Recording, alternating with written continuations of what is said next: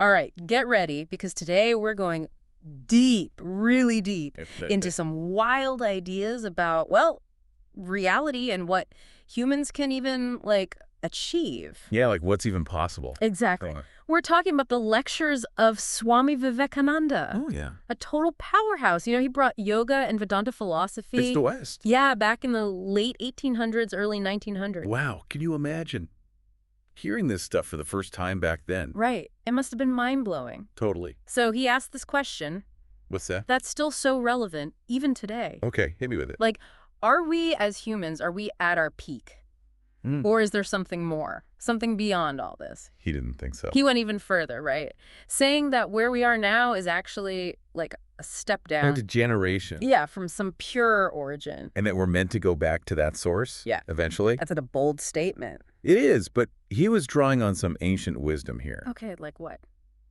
Raja Yoga, Patanjali's Yoga Sutras. Okay, so cyclical existence, right? Exactly, like think of a seed, Small, doesn't look like much. you plant it, it disappears. But then, boom, a whole tree. Exactly, and it's not just about us, you know. Like not just our individual lives. Right, it's cosmic, Whoa. growth, decay, renewal, The whole universe. the whole shebang. So it's not just like the physical world that's going through these cycles. It's our thoughts, our emotions, everything. Right. Everything comes back around. Like what? Okay, imagine you do something kind for someone. Okay. Maybe it inspires them, they do something kind. Ripple effect. Exactly, that's energy, right? Makes sense. Every action, thought, feeling, All energy. all completes a circuit like electricity. Whoa, that makes you think It does, right? about what you're putting out there? Absolutely. Okay, so this pure origin we're talking about, is this like heaven? Not exactly. Okay, so what is it then? Vivekananda throws us another curveball here. Okay, lay on me. The highest state, he says, isn't about angels or anything like that. Tell me what? It's beyond thought Beyond thought. and intellect. That's wired. How are we supposed to understand that? It's tricky, for sure. Tricky is an understatement. So he contrasts a stone, right? Okay.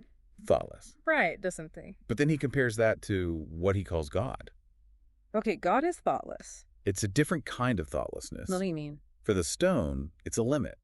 Okay. But for God, it's fullness. Fullness. Complete knowing, being. So, if the highest state is beyond thought, what about all the usual ideas about what happens after we die? Like what? Heaven, reincarnation, eternal progression. Okay, so Vivekananda looks at those, right? And he kind of dismantles them. How so? Well, take heaven, for example, the idea that it's only good, no evil. Okay. He says that's logically impossible. I guess you can't have light without darkness. Exactly, they go together. What about that idea of constantly progressing, you know, always going to higher and higher levels? He challenges that too, because everything's cyclical, remember? Right, everything decays. Even stars. So eternal progression wouldn't make sense. Nope, it'd contradict the whole cycle. So what's the point then? If everything just ends up dissolving anyway? Good question. Yeah, kind of a downer, isn't it? Well, here's what Vivekananda says. Okay. The sooner we get out of this state we call man, the better for us. Whoa, hold on. He's not saying... No. Not suicide, right? Absolutely not. Okay, good. He's saying this human experience? It's just one stop on a much longer trip. Exactly. It's necessary we grow here. But it's not the end goal. There's something more, something beyond these limits. Waiting for us to find it. Waiting to be discovered. I love that. But if it's beyond thought, beyond reason, how do we even know it's real? How can we trust something we can't grasp with our minds? Exactly. Right? And Vivekananda knew people would ask that. Okay, so what did he say? He gives us 3 reasons to trust in this, seemingly impossible state. Hit me with reason number 1. He points to all these great selfless people throughout history. Like who? Buddha, Jesus, people like that. Who dedicated their lives to something bigger than themselves? Yeah, they all described this reality beyond the ordinary, That we can't usually access. that defies our normal ways of knowing. Okay, I'll bite. What's reason number 2? These people, they didn't just talk about it. What did they do? They left behind methods, practices. Like meditation, ethical guidelines. Exactly, to help others reach that same state. So it's not just blind faith. Nope, there's a practical element. A way to experience it for ourselves. Direct experience, transformation, not just belief. I dig that. Yeah. What's the third reason? He says, if we just reject the possibility of this higher state, We're missing a piece of the puzzle, you know. Like something's not adding up. Right, something fundamental is unexplained. So accepting it helps us make sense of the bigger picture. Even if we don't totally get it yet. Okay, so we've got a lot going on here. We do. Cyclical existence, the limits of how we think, and the possibility of something beyond it all. This is where it gets really interesting. Lay it on me. If this higher state exists beyond thought and reason, How do we even approach it? what would it take to access this reality? That's the million-dollar question. And I'm guessing we're going to explore some potential answers in the next part of our deep dive. Oh, yeah, we're just getting started. So we've got this challenge, right? Yeah.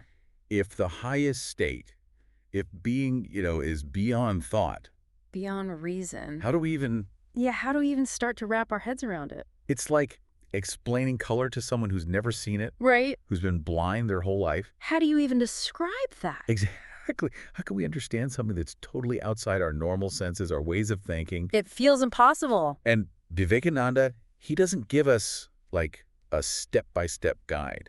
Really? No, and I think that's on purpose. What do you mean? He's not trying to hand us a belief system. He's not saying, just believe this? Right. He's encouraging us to, like, go on our own journey. To discover it for ourselves. To explore. So it's the journey that matters. The process of seeking, more than finding some fixed answer. I like that. And this is where yoga, meditation, all that comes in. Okay, so it's not about escaping reality. Not at all. It's about, giving us the tools to, quiet the mind? Yeah, to move beyond all the chatter, all those thoughts. And maybe catch a glimpse of that deeper reality? Exactly. Speaking of quieting the mind, I remember Vivekananda had some interesting thoughts about agnosticism. Oh, yeah, what was that? He said, someone who's only agnostic about spiritual stuff, but not about, money or fame. Maybe they're being a bit selective. With their skepticism. Yeah, exactly. It makes you think. It does, right? About our own beliefs, where we hold tight to things, maybe without much proof. When really we're all skeptical about something. The key is to see where that skepticism comes from. And if it's really serving us. Exactly. So if we're willing to question things, to explore yoga, meditation, all that. What might we find? Right. What does this higher state even feel like? Is it bliss? Pure ecstasy? Vivekananda, he doesn't really give us those kinds of descriptions.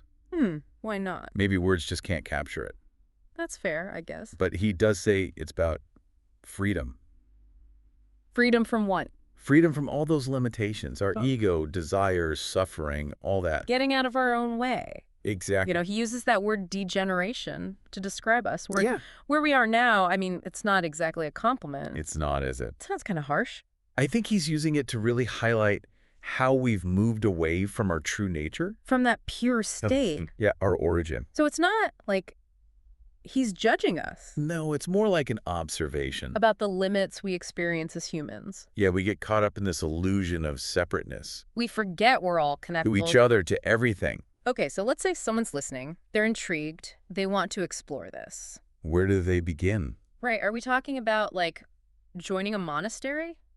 Not necessarily. Meditating for hours on end? While those things have their place? Intense practices. Yeah, Vivekananda was clear that this path to this higher state, it's open to everyone. Doesn't matter your lifestyle. So it's about bringing these principles into our daily lives. Not escaping from them. I like that. So what can we actually do? Like, in our everyday lives, to start moving towards that freedom, that liberation. Give me some practical steps. One thing he talks about a lot is selflessness. Okay, and that doesn't mean being a pushover. No, not at all. It's about shifting our focus. Away from our own wants. To caring for others. To genuine concern for their well-being. So it's not just sitting on a cushion, meditating. It's how we show up in the world, how we treat each other. I love that. Another big one is detachment. But not becoming, cold or emotionless. Yeah. No, it's more about observing. Observing what? Our thoughts. Our emotions. Without getting swept away by them. Exactly. Creating some space. Between us and our reactions. So we can choose how we respond. With more clarity, more wisdom. Instead of just reacting? Impulsively. Yeah. Okay, that makes sense. And of course, meditation is huge. Gotta train the mind. Cultivate focus, awareness. Access those deeper states of consciousness. Exactly. Okay, so we've got selflessness, detachment, meditation. Those are some good starting points. But what about, Reason. You mean intellect? Yeah, all that. Didn't Vivekananda say the highest state is beyond thought? He did, but he also acknowledged that reason has its place. So it's not useless. No, it's a valuable tool for understanding the world, making ethical choices. But it's not the ultimate judge. Of what's true? No. So we use reason wisely, but we don't let it limit us. There's a whole realm of experience beyond logic, beyond reason. And that's where yoga and meditation come in. They help us access that directly, to experience it, not just think about it. It's like we're expanding our capacity to know things, to experience the world. In a more complete way, a more holistic way. I love that. That's beautifully put. I think that's really what Vivekananda was getting at. What do you mean? He was inviting us to open up to this possibility. Of a reality that transcends our limits. Yeah, to go on this journey of self-discovery. That leads to freedom, liberation. To realizing our true nature. That's powerful. It is. But, let's bring it back down to earth for a minute. Okay. What does all this mean for the average person listening? How can they apply this stuff to their lives? Well, I think the first step is just being open to the possibility. That there's more to life than what we see, what we can measure. That there might be something more out there. A shift in perspective. Yeah, a willingness to consider that. Maybe, just maybe. There's something more. Exactly. Okay, so we've planted that seed. Now what? How do we nurture it? There are so many paths, so many practices. And what works for one person might not work for another. Right. The key is to find what resonates with you. To make it your own. To make it fit your life. So discipline, but also flexibility. Exactly. Give me some simple ways to start. Even small things can make a difference. Like what? Just taking a few minutes each day to sit, be quiet, focus on your breath. Okay, that's doable. Practice mindfulness in everyday things. Like what? Pay attention to your body, what you see, hear, taste. Simple things. But they bring you into the present moment. Instead of dwelling on the past, worrying about the future. Exact. Okay, I like that. And try to be kind. In your interaction. Yeah, be compassionate, even when it's tough. So it's not just about thinking about these ideas. It's about living them, putting them into action. Love that. These are all great suggestions. They are, aren't they? Practical, accessible. No matter where you are on your journey. And the beauty is, these practices, they not only help us connect with that higher state, but they also make our everyday lives better. More peaceful, more joyful, more fulfilling. It's a win-win. Exactly. So we get to explore ourselves and live a better life. Sounds like a good deal. It does. So before we wrap up this part of our deep dive, what else from Vivekananda's teachings really stood out to you? What really resonated? What strikes me most is his belief that this higher state, it's not just for a select few. It's for everyone. He really believed that we all have this potential to realize our true nature. To experience that freedom, that liberation. It's incredibly inspiring, empowering. It's a message of hope, of possibility. A reminder that there's more to us than we realize. And on that note, let's shift our focus. To what? To the specific methods, the practices that can help us actually access this deeper reality. In the final part of our deep dive. That's next time, so stay tuned. Okay, so we're back and we're getting practical. Practical. We know this higher state of being, it's out there, beyond thought, beyond reason. Right, but the big question is, how do we get there? Exactly. What are the actual methods, the practices? That can help us tap into this deeper reality. Yeah. Well, we talked about yoga and meditation being key. Right. But it's important to remember yoga, the way Vivekananda taught it. Yeah. It's not just about the physical poses. Okay, tell me more about that. It's like a whole system. A system for what? For developing yourself physically, mentally, spiritually, the whole package. Okay, I'm listening. Break it down for me. So Vivekananda, he focused on Raja Yoga. Okay. Which basically lays out this eightfold path. 8 steps. To what? To self-realization. Wow. Sounds intense. It's a framework for a life of balance, discipline, spiritual growth, all that good stuff. 8 steps, that's a lot to cover. Give me the highlights. Okay, so it starts with these ethical guidelines. They're called yamas. Yamas. Okay. Things like nonviolence, truthfulness, not stealing. Sounds pretty basic. It is, but it's like the foundation. Start somewhere. Exactly. You can't build a house without a solid foundation. Makes sense. Then you have niyamas. These are more about self-discipline. Okay, examples. Contentment, focusing the mind, things like that. So it's like purifying the mind, getting ready for the deeper stuff. Exactly, creating the right inner environment for growth. I like that. What's next? Then we get to the physical part, the asanas, the postures. Oh, the part most people think of when they hear yoga. Exactly. These help balance the body, create vitality. But they're just one piece of the puzzle. One piece of a much bigger picture. Right, that's all coming together, but what about the actual meditation part? We're getting there. The last 3 steps, they're all about that deep dive into meditation. Okay, take me there. First, you have pranayama, breathing exercises. Okay. Then pratyahara, withdrawing the senses, What do you mean? like turning your attention inwards, blocking out distractions. So you can really focus. Exactly. Then comes dharana, concentration, Layering it up. which leads to dhyana, meditation, Okay, getting deep now. and finally, samadhi. Samadhi. That sounds pretty intense. It is. It's like the culmination of the whole path. What happens in samadhi? Complete absorption in what you're meditating on. Like you become one with it. Yeah, the distinction between you and the object, it dissolves. Whoa. Pure awareness, bliss, liberation. Sounds amazing, but also kind of hard to imagine. It is. But remember, the journey is just as important as the destination. Okay, so even if we don't reach samadhi, Every step on that eightfold path has something to offer. insights, benefits, all that. Exactly. Let's be real, though. Most of us listening, we're not going to become full-time yogis. Probably not. But Vivekananda knew that. He did. Yeah, he understood these teachings have to be adaptable. So it's about finding what works for you. Exactly. Make the practices fit your life, not the other way around. That makes sense. So what are some easy ways to get started?